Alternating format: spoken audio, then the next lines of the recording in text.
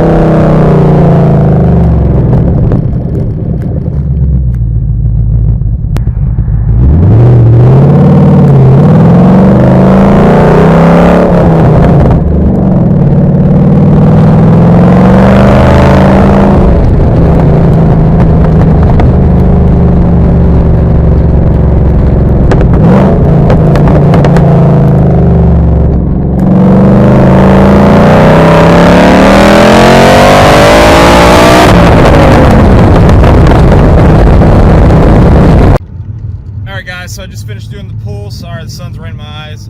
Finished doing the pulls. You know, you got a little bit of idle, a little bit of normal driving. Let me know what you think. I'm interested to see, when I put this together, I'm interested to see the sound difference. I kind of have a feeling that the side pipes might drown out the rear, but my setup is SLP Loudmouth Axlebacks. Now I still have the stock resonators on the over the axles, but you know, they're still substantially, you know, they're pretty loud.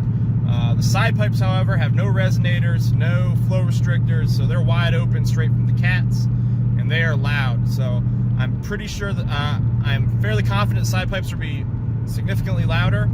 However, I'm not certain if they will drown out the rear sound on the camera.